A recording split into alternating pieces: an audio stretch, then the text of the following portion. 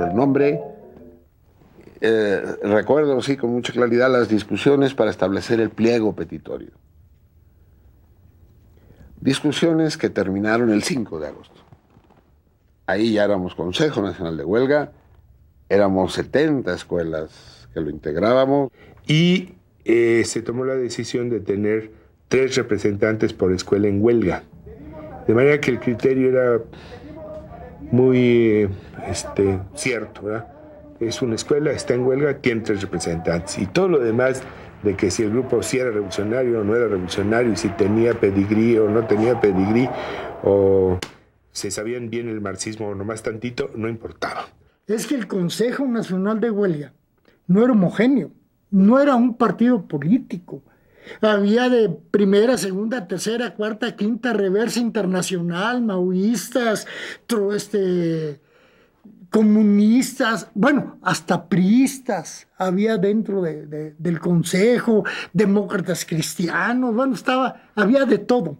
Y después había un gran número de chavos que no tenían militancia previa, pero que se hicieron militantes en esos días, en esos meses. Entre otras cosas porque el movimiento impuso su propia dinámica. De hecho, las broncas que había entre comunistas y espartacos, entre espartacos y maos, entre maos y trotskos, se limaron hasta prácticamente desaparecer en el curso del movimiento. Nos íbamos rotando porque eran 3 los que podían entrar a la asamblea del CNH, a la asamblea, para decirlo de algún modo, ¿no? Porque era bastante caótica. No podía ser de otra manera, ni modo que fuéramos a sacar de la nada la disciplina y la consistencia que pues no teníamos. Había todo tipo de propuestas, algunas descabelladas, como siempre pasa en asambleas, sobre lo que podía o debía hacerse, pero finalmente siempre concluyeron las sesiones del Consejo, las pocas que yo presencié, con buenos acuerdos, ¿no? Y por lo general, pues los dirigentes siempre fueron aquellos jóvenes que ya habían tenido una militancia previa y que tenían conocimiento de lo que se podía hacer en un momento dado, que tenían aceptación entre los estudiantes, que eran carismáticos. Pues algunos de los dirigentes eran estupendos oradores, por ejemplo. Sí tenían ya una experiencia previa. ¿Cómo se gesta la dirigencia de los dirigentes?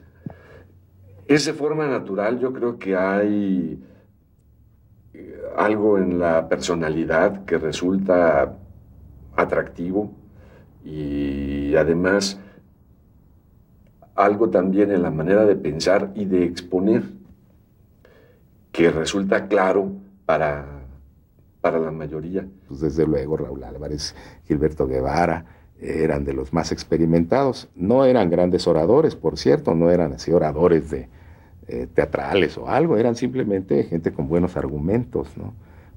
Una política nuestra, de Raúl y mía, era proteger nuestra respetabilidad, nuestra reputación ante el grupo. Esa era la base para que te pudieran escuchar y yo creo que eso permitió que Raúl y yo nos convirtiéramos en voces muy respetadas ahí. Y salió por primera vez el pliego petitorio de los 6 puntos en la primera manifestación propiamente dicha del Consejo Nacional de Huelga, el 5 de agosto, en la Plaza del Carrillón de Santo Tomás, del Instituto Politécnico Nacional. Los 6 puntos del pliego petitorio, ya lo sabes, pero igual te los enjareto. Libertad presos políticos. Desaparición de los artículos 145 y 145 bis del Código Penal Federal, que tipificaban el delito de disolución social. Disolución del cuerpo de granaderos, la policía represiva. El cuarto era destitución de los jefes policíacos, Cueto, Mendiolea. El quinto, indemnización a los familiares de muertos y heridos. Y sexto, deslinde de responsabilidades de los funcionarios culpables de la represión. Entonces, en realidad el pliego petitorio lo que hace es desglosar esta demanda para desmantelar el aparato represivo, ¿no? Entonces dice, derogar el artículo 145, instrumento legal de la represión. Disolución del cuerpo de granaderos, instrumento directo de la represión. Cese de los jefes policíacos responsables de la ejecución de la represión. Libertad de los presos políticos víctimas de la indemnización de la represión. Deslinde de responsabilidades. Entonces, si todo ese conjunto de demandas se cumple, desmantelarse el aparato. Cese de los jefes policíacos, indemnización a las víctimas o a los familiares de las víctimas. Ve, todo esto junto, es una demanda jurídica todo. Entonces, el movimiento empieza al amparo de la ley.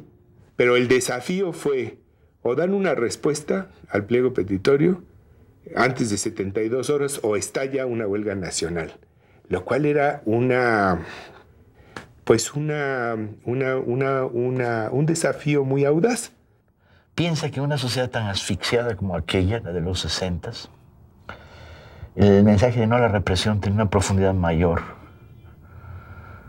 Era también el mensaje no a la represión informativa, no a la represión social. Uno de los muertos primeros del 68 fue un estudiante de comercio al que golpearon los granaderos cerca del Zócalo y le fracturaron el cráneo. Aunque así fue registrado en el poli donde lo llevaron, la noticia apareció en los periódicos como estudiante muerto por comer una torta de queso envenenada. Esto te daba idea de cómo estaba el control y el monopolio informativo por parte del Estado, que a través de una llamada de la Secretaría de Gobernación daba órdenes a todos los directores de los periódicos y desde luego de las cadenas televisivas. Y con mucha precisión se definió ese pliego petitorio de 6 puntos, al que luego, no mucho más tarde, se añade un punto central: diálogo público, ¿no? Que consideramos a veces como un 7º punto, que también es una jugada magistral a las ofertas de negociación que nos llegan tanto del lado de Corona del Rosal como del lado de Echeverría, de vamos a negociar y vamos a platicar y vamos a arreglar esto y demás. Nosotros respondemos con un gambito perfecto, que es sí, pero diálogo público. Y este problema del diálogo público tiene también el contexto de toda la cultura brutal previa de la manipulación de los movimientos sociales por parte de los políticos priistas. Todas las huelgas se venden o se traicionan o los dirigentes se corrompen, que es exactamente lo mismo, ¿no? Entonces, más que resolver una situación, lo que haces es desarticular con algún procedimiento la organización de inconforme, o comprando a los dirigentes o asesinándolos. Por eso cuando se habla del diálogo público y se habla de la negociación, ¿verdad?, pues lo toman realmente como un gran desafío. ¿Sí? ¿Por qué? Porque todo el sector del gobierno estaba en eso. ¿Cuándo había negociado? En todos sus grandes movimientos, el movimiento ferrocarrilero, el movimiento magisterial, el movimiento médico, nunca negociaron, impusieron y reprimieron. Al mismo tiempo que avanzaba el movimiento, se iba viendo una escalada de violencia de parte del gobierno, pero porque no entendió. ¿Cómo? Pero si lo provocamos, ¿cómo es posible que estos no han venido arrastrándose a pedirnos algo?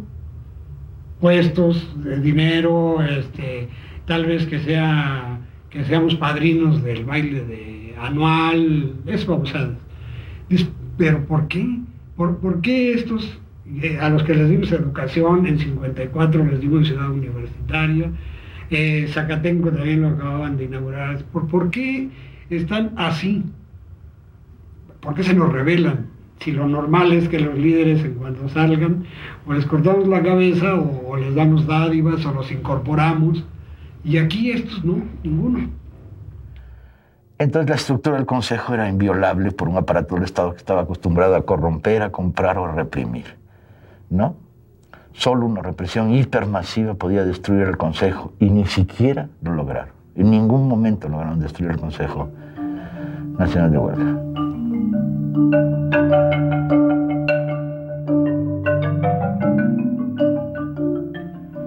Yo creo que agosto, el mes de agosto del 68 fue esa fiesta libertaria, un banquete o una borrachera de libertad. Sí, ahí es cuando de repente se descubre que la movilización social puede ser una fuente de hermandad verdaderamente extraordinaria, en que uno puede convertirse en el gran animal que es la más anónima y al mismo tiempo no sucumbir hacia la idiotez, sino sentirse apoyado por principios y por toda una serie de ideas muy importantes. Entonces la gente sale a la conquista del Zócalo, se conquista el Zócalo por primera vez en la historia el 13 de agosto, ¿no? Entre cientos de miles de gente y crea una efervescencia verdaderamente increíble. Cabe decir que la organización de la manifestación fue impecable. Estudiantes y maestros declararon que había sido una muestra de la madurez cívica de la juventud, que sabe guardar el orden y es responsable de sus actos cuando se trata de demostrar la libertad de expresión. Hubo durante el recorrido del casco de Santo Tomás al Zócalo excesos verbales, insultos, y en especial manifestaciones contra el presidente de la República, que nadie debe olvidar que es la máxima autoridad de la nación. Además, si hay alguien que ha querido ser amigo de los jóvenes, y que lo es el presidente Díaz Ordaz. Y conste que aquí no estamos hablando como gobiernistas, sino a fuer de ser objetivos. Si ustedes me dan una fórmula mejor que Díaz Ordaz, quizá la tome en consideración. Pero entre Díaz Ordaz y el caos, prefiero sinceramente a Díaz Ordaz. No nos dábamos cuenta de lo que habíamos hecho.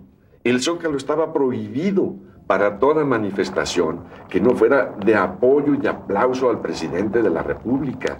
Nosotros hacíamos una manifestación cada que se nos pegaba la gana y la hacíamos hasta el Zócalo.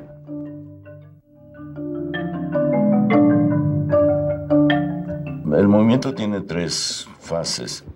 Una, la terquedad de la persistencia encarnada en el Consejo Nacional de Huelga. Otra, las marchas que te probaban que una ciudad es vivificable a través de grupos muy, muy amplios que marchan para protestar y que en la misma marcha configuran un cuerpo distinto al que existía. Y la tercera son las brigadas, porque las brigadas tienen un acento misionero enorme. Ahí ves que están propagandizando el evangelio de la democracia. Yo sé que el término es espantoso, pero de hecho es lo que estaban haciendo. Estaban diciendo, hay país posible, y ustedes, si nos escuchan, tienen que entenderlo y tienen que saber que lo que estamos defendiendo es los derechos de todos ustedes y de todos nosotros a proceder de acuerdo a una ley que nos respete. El CNH era el cerebro del organismo. Las manifestaciones, el sistema muscular, los bíceps y los tríceps, ¿no? Las asambleas era el sistema nervioso, ¿no? Donde se llegaba del cerebro a cada una de las células. Y las brigadas era el sistema circulatorio. Las brigadas para mí fueron el alma y corazón del movimiento. Si no hubiera sido por las brigadas, por muy pipirinayos, muy fregones que fueran, cualquiera de los supuestos dirigentes, que no éramos dirigentes, éramos representantes de las escuelas, que es otra cosa, por muy fregones que fueran, el movimiento no había tenido el impacto que tuvo. Ese movimiento fue fundamentalmente por la acción de las brigadas, en su relación y en su estrecha correlación con la gente. Se iban a las fábricas, se iban a los restaurantes, inclusive a Sambors, y todo el mundo cooperaba con ellos y recibía los volantes y billetes nos echaban en los botes, ¿no? Y hicimos varias decenas, no exageraría yo si digo que cientos de mítines en diferentes puntos de la ciudad, mercados, fábricas, en las calles, en los parques, en los camiones, ¿sí? Y nos fue en general muy bien. Era un encuentro extraordinario entre todo aquello de lo que yo había oído hablar en mi infancia, en mi adolescencia, la sociedad, los desposeídos, los oprimidos, a quienes no conocía cara a cara, ¿sí? Y nosotros, los estudiantes, esta franja de la sociedad mexicana universitaria, estudiantil. Un encuentro extraordinario. En eso consistía lo esperanzador. Nuestra principal difusión era de boca a boca. O sea, nosotros nos subíamos a los autobuses a botear y comenzábamos a decirles todo lo que estaba pasando. Y para ellos era muy importante porque en ese momento todo el mundo sabe que la prensa estaba vendida, que no decía nada a nuestro favor y que todo estaba en nuestra contra. Entonces nosotros nos encargábamos de avisarle a todo el mundo en los camiones, en donde nos subíamos, donde estábamos afuera de las fábricas, lo que estaba sucediendo día con día, ¿no? No había canales de información. En cierto sentido, toda la prensa era absolutamente hostil y más que la hostilidad, había un silencio terrible. Entonces, una bandita o un volante que les informaba, estamos en huelga por los 6 puntos, estamos en huelga porque nos mataron, porque nos golpearon, porque nos invadieron, porque nos tomaron CU. Esto era la única información que tenía un montón de gentes que no tenían un hijo estudiante, ¿no? Al principio fue muy tímida y muy, ciertamente, dijéramos, de rechazo. No se entendía bien de qué se trataba, y sobre todo en el momento en que el movimiento se generaliza, se hace nacional y separa la educación superior, la educación media y la educación superior. Pues la gente se empezó a preguntar por qué. Porque no era posible que, a pesar de la campaña que hoy conocemos tan bien, cuando se trata de hacer que la gente piense de una determinada manera, pues la gente no se oía. Teatros, cines, iglesias, mercados, cruceros, ahí estábamos. Ahí, ¿cómo se hacían los mítines? Momento. Mira, mijo, yo me dedico a la neuropsiquiatría, así que yo sé más o menos cómo se inicia un ataque epiléptico o epileptoide. Te paras aquí, empiezas a voltear los ojos y a gritar y la gente se junta porque es muy morbosa. Se junta. ¿Qué le pasa? Este pobre muchacho tiene ataques epilépticos porque le golpeó la cabeza a un granadero, etcétera, etcétera. Y a repartir volantes. O 2 que estaban allí discutiendo. ¿Tú qué dices? Yo estoy en contra de ese movimiento de rojillos, de los comunistas. No, yo estoy a favor de los estudiantes. Y casi se empiezan a pelear y la gente se junta a repartir volantes y a botear. Los estudiantes de veterinaria se les ocurrió pintar perros. Primero los perros que tenían ahí en los laboratorios para sus experimentos, ¿no? Y les pintaron consignas, me llamo Gustavo y mis hijos son granaderos. Y los agarraron con sus ondas que les salían y los soltaron en el centro de la ciudad, ¿no? Para solaz y esparcimiento a la población. Era muy divertido ver a una pareja de cuicos persiguiendo al pobre perro aterrorizado por las calles del centro. Después se hizo con muchos perros, ¿no? Ya no solo con los que tenían como conejillos de indias. Mitoteros, alborotadores, ya pónganse a estudiar, para eso estamos trabajando, para que ustedes tengan la universidad. No tienen nada que andar haciendo, alborotando, regrésense a las escuelas, que sus padres no los controlan, que no tienen nada que hacer. Mitoteros, pero así te lo decían con un coraje. Y otras gentes decían, no, nada de mitoteros, también mi hijo está en la universidad y están luchando por todo lo que les están haciendo, que no se da cuenta, señor, los granaderos cómo los están golpeando, el gobierno cómo los está reprimiendo. Usted cállese también, señora, otra mitotera. Pues, hermana, hay unas, pero te digo que buenas, ¿no? Y nosotros ahí explicándoles, no, señores, que mire, en tal lugar hubo una represión, sí, qué bueno que los sometan, si no quieren entender, que los sometan a macanazos, así. Había conservadores como todavía los hay. El problema es que de una lucha social masiva, numerosa, de los estudiantes, de la intelectualidad, de trabajadores que se empezaban a incorporar, de un pueblo que veía con mucha simpatía el movimiento, sin lugar a dudas, de que los estudiantes se habían convertido en la voz del país, de los anhelos de cambio, de libertad y de democracia. Es que muchachitos, jóvenes y jóvenes mayores, andábamos cargando con el mundo en nuestras espaldas.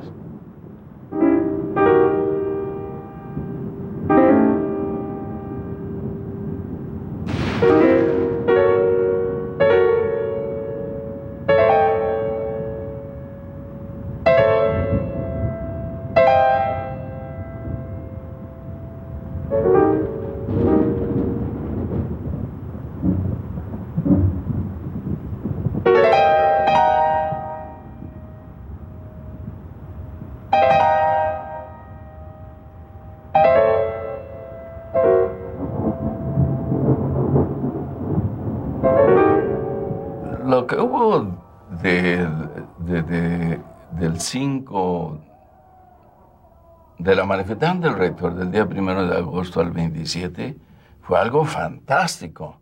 Fue una explosión de euforia que conmocionó prácticamente a toda la clase media de la Ciudad de México, a todas las universidades del país. Fue una cosa fantástica.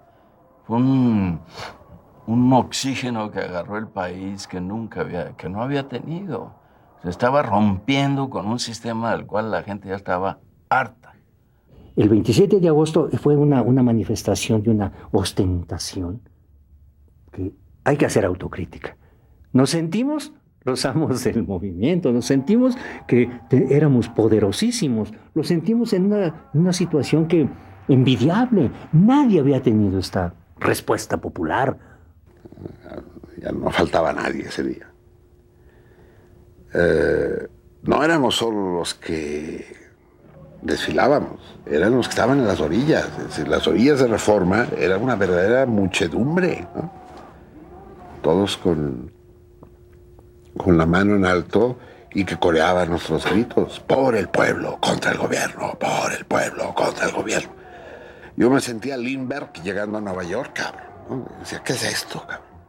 Esa maravilla que para mí significan las calles del centro, convertidas en una caja de resonancia de las consignas y en un nicho de las libertades de gritar lo que uno quiere y de manifestar a gritos que uno quiere cambiar una sociedad, son para mí muy, muy preciosas, ¿no? Son imágenes que guardo así con mucho cariño, el codo con codo, el ir encadenados con los brazos, o ir gritando, o levantar una pancarta, y llenar la calle, y llegar al Zócalo, y ser dueños del Zócalo. Cuando llegamos al Zócalo, el Zócalo ya estaba lleno. Ya tuvimos que pasar con permiso, hasta el camión del poli que nos serviría de tribuna. Y dijimos, bueno, vamos a esperar que llegue toda la gente antes de empezar el mitin. Pero ya el Zócalo estaba hasta la madre. Al principio la gente estaba sentada en el piso. Entonces empezó el grito: párense, párense, párense. Y se pararon y se apretaron más y se volvió a llenar. O sea, yo desde arriba del camión no veía un hueco. Y con walkie-talkie tratábamos de saber cuánto faltaba para la manifestación. Solo te diré que cuando iniciamos la manifestación, los últimos contingentes todavía no salían de antropología.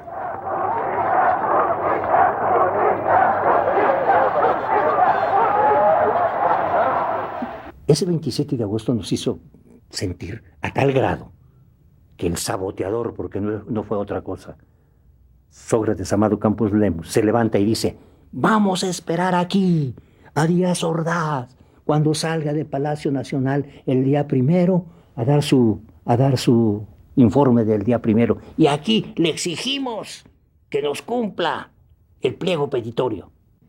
Uno de los discursos más importantes ahí fue el que tenía que dar un agente del Politécnico, que en el momento que te iba a dar el discurso se le fue la voz, ¿no? En el texto del discurso decía, entre otras cosas, ¿no?, que se pedía el diálogo público y que ese diálogo público se hiciera ya fuera en el estadio universitario, o cuando menos, lo menos que se podía aceptar en ese discurso era que fuera en el Palacio de Bellas Artes, ¿no? ¿Te puedes imaginar? Entonces se había decidido que todos los discursos fueran escritos y que se aprobaran y se discutieran y aprobaran previamente en el CNH. Pero a la hora de la hora valió madres.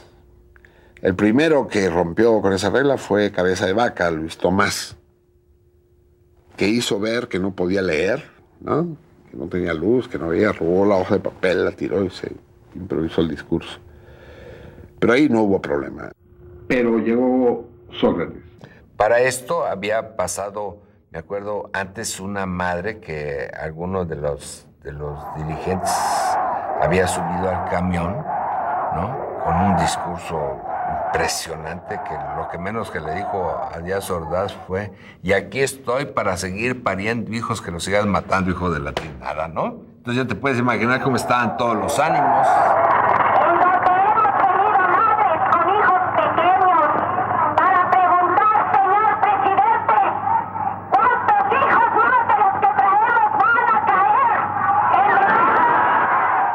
Y luego se subió ahí una señora que no sé yo de dónde salió, la subió Sócrates, por cierto, diciendo que a él le habían matado no sé cuántos hijos, pero que tenía 10 hijos más que los ponía a la causa y cosas de esas, ¿no? Fuera totalmente de contexto, ¿no?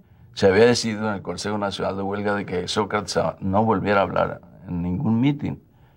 Sin embargo, Sócrates el 27 de agosto se coló en el mitin y habló sin que estuviera agendado como orador, y dijo: vamos a convertir esto en una asamblea. ¿Están de acuerdo ustedes? Le dijo a la masa, que haya diálogo público, sí, que sea el 1 de septiembre, sí, a las 10 de la mañana, sí. Entonces fue un acto de provocación descomunal. Pero no era fácil evitar la aprobación de la multitud. Vamos a quedarnos aquí, compañeros, en guardia permanente hasta que contesten a nuestro pliego petitorio y el presidente, el hocicón, pues salga al balcón y hable con nosotros o se siente a dialogar. Entonces, muchos inclusive decían: a lo mejor sale Díaz Ordaz. Fíjate, de ese nivel estaban las cosas, ¿no? Bueno, ¿y si sale qué? ¿Y si llama aquí al diálogo qué?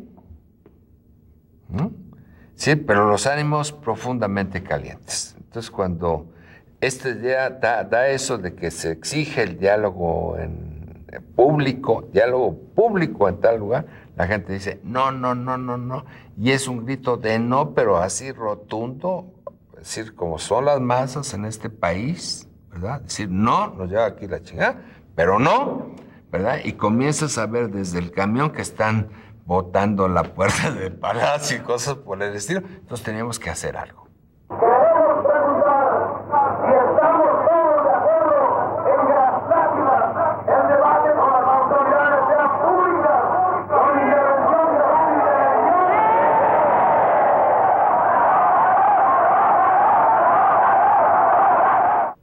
de Sócrates Amado Campos Lemus, uno de los representantes por el Poli, tuvo la ocurrencia en ese momento, así como nosotros habíamos tenido la de las manifestaciones por barrios obreros, él tuvo la de quedarse en el Zócalo.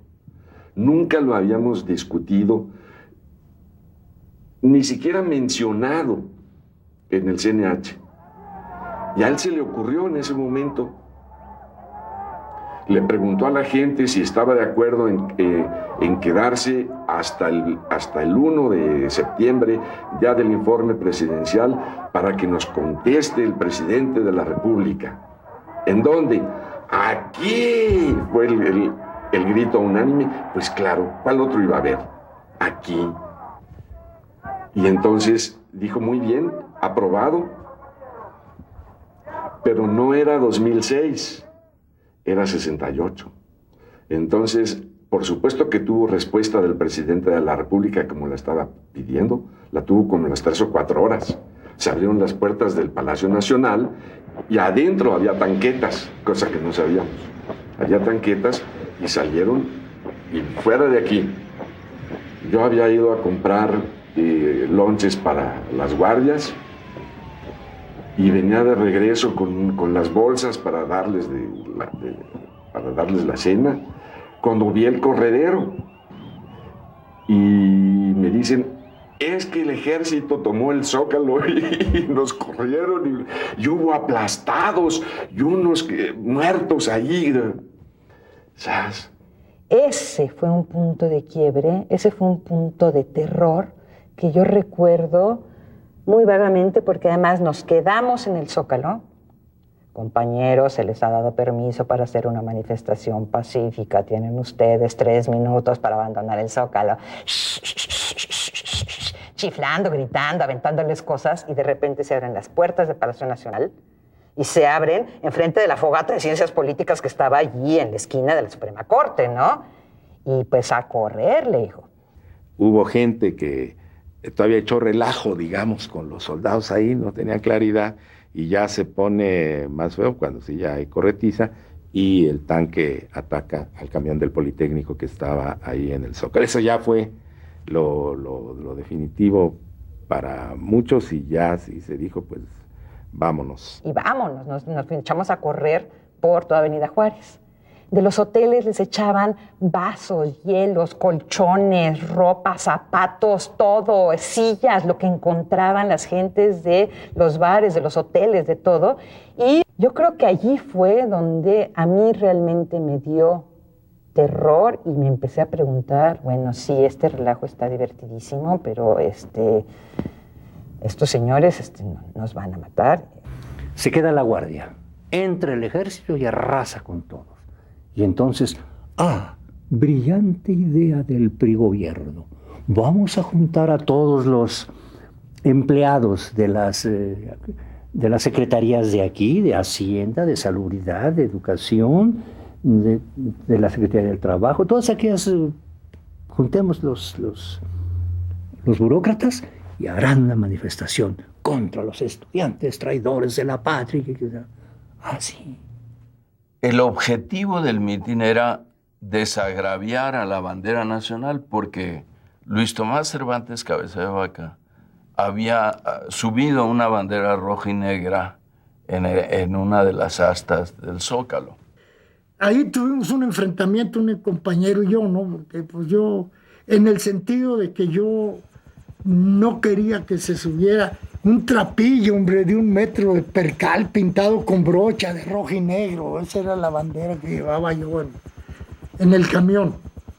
Entonces estuvimos tironeando y se subió rápido y se volvió a bajar igual de rápido, ¿no? Pero un trapito de percal. Entonces, ese era un pretexto que usó el Estado para echarnos a toda la burocracia encima y a la gente del pueblo encima porque habíamos profanado la bandera nacional, etcétera, etcétera, ¿no? Eso por un lado. Y por otro, un grupo de muchachos había hecho sonar las campanas de catedral con la anuencia de las autoridades de catedral. De tal manera que demagógicamente el PRI y el gobierno declararon que se había agraviado a la catedral y se había agraviado a la bandera nacional, 2 símbolos, digamos, que eran básicos para el sustento del régimen, ¿no? Del sistema. Y se le pidió permiso a los obispos de la catedral, al obispo de que se prendieran las luces y sonar las campanas, ¿no? Y fue impactante cuando estabas cantando el himno nacional, ¿no? Entonces Díaz Ordaz al otro dijo un acto de desagravio a la bandera y porque se violentó los valores sacros, una cosa así, ¿no? ¿Y a quién podía convocar? Pues a los burócratas, a los servidores del Estado. Fíjense cómo estaba la cosa, que la gente en los camiones de pasajeros y camiones de redilas, la gente en los camiones iba gritando, no vamos, nos llevan, no vamos, nos llevan. O somos borregos, somos borregos. Pero todos los chavos, la raza, se deja llegar al Zócalo con volantes y la chingada. Las brigadas, estas brigadas, ¿no? Llegan al Zócalo a voluntar y que les voltean el mitin, ¿no? Y ese mitin en el que tenía que haber hablado Díaz Ordaz, y ¡clic! Se convierte en un mitin de apoyo al movimiento y de condena al gobierno, ¿no? Y los empleados, los burócratas, estaban con nosotros. ¿Cómo lo demostraron? Con unas pancartas que decían, apoyamos a los estudiantes, nos traen como borregos. En un momento dado, los oradores del PRI fueron bajados, los mismos trabajadores, los obreros con monedas, le tiraban al orador del PRI hasta que se retiró el orador del PRI. Entonces subieron líderes estudiantiles. Bueno, se transformó aquello en un acto de protesta. Entonces entró de nuevo el ejército. Con menos de 12 horas de diferencia volvió a entrar el ejército, pero ahora a reprimir a las masas que estaban apoyando al PRI y al gobierno. Lo que pasó fue que Hubo compañeros de los brigadas, de la gente de las escuelas, que tenían la osadía y el valor de subirse a las tanquetas y con pedazos de tabla les daban a los soldados que estaban arriba, ¿eh? Nomás veías cómo se sumía el soldado ahí, ¿no? Y a correr por todos lados, ¿no?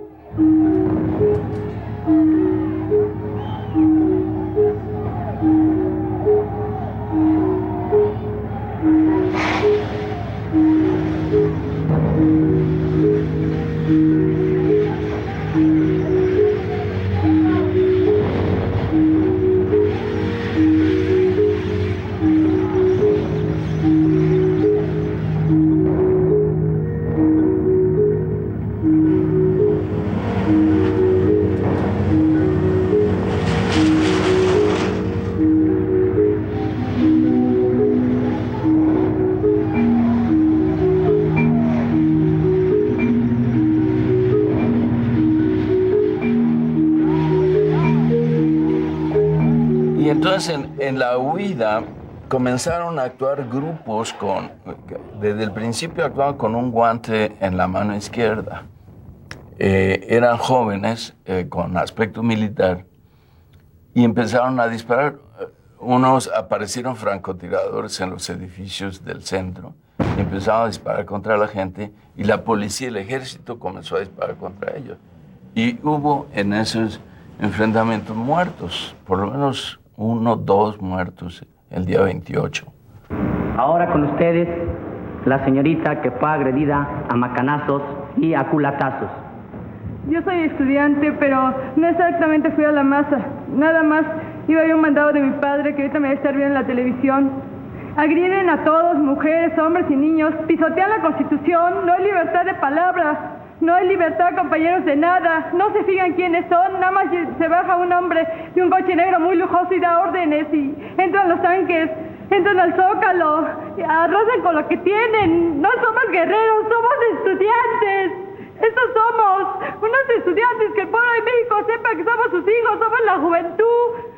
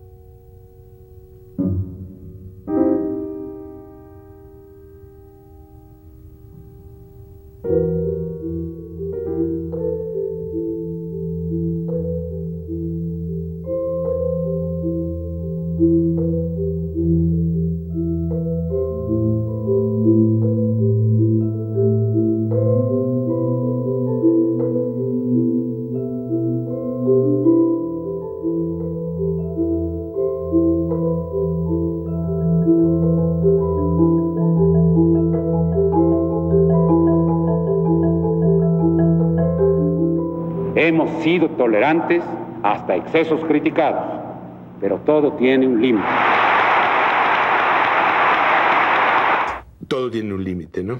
La única manera de hacerle ver al país que lo que está diciendo el presidente son mentiras, pues es con un acto contundente. Se ha hablado mucho, se ha gritado mucho. Si no han hecho caso a nuestros gritos, que atiendan el silencio. Ahí sí, como la canción Los Sonidos del Silencio, ¿no?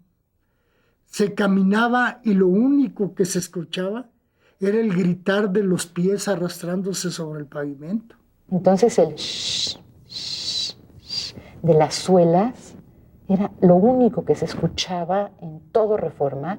Y cuando se llega al Zócalo, ahí el rumor que se extiende es un sonido distinto. Es formidable. Ya había muchas amenazas de que iba a entrar el ejército, y nos pasó eso de que ya no lo crees. No 3 soldados, ¿no? Ni los judiciales, ni los carros sin placa, ni nada de eso. Tanques iban en dirección hacia la universidad. Salga cada quien como pueda, y como se pueda, sálvese, ¿verdad? Y entonces unos gritaban, ¡súbanse a los árboles! Y yo dije, ¿qué? ¡Vámonos! Ahí el ejército agarró parejo. El ejército no supo ni a quién detenía, ni a quién no detenía, ni nada. Las mujeres acostadas de un lado y los hombres de otro, boca abajo con las manos en la nuca. Fuimos los campeones mundiales de presos políticos el 18 de septiembre de 1968. Es impresionante cómo después del 18 de septiembre los barrios de la ciudad eran patrullados por el ejército. La ciudad estaba en un estado de sitio. Si salía en brigada, llevaba de por medio la vida, pero igual te daban un balazo por una pinta. El hecho de que un estudiante que estaba haciendo una pinta lo mata un policía por la espalda, al que le dan 2 meses de cárcel. Y los politécnicos eran muy bravos, eran gente dispuesta a lo que fuera para defender sus escuelas. Fue una batalla de más de 4 o 5 horas. A bomba, molotov, pedradas. Intentaron entrar los granaderos y después de varias horas de cargar contra los estudiantes no pudieron y entró el ejército. En fin, vamos a tratar este asunto de tal manera que lleguemos a un arreglo porque ya son más y más y más muertos. ¿Esto a dónde va a llegar?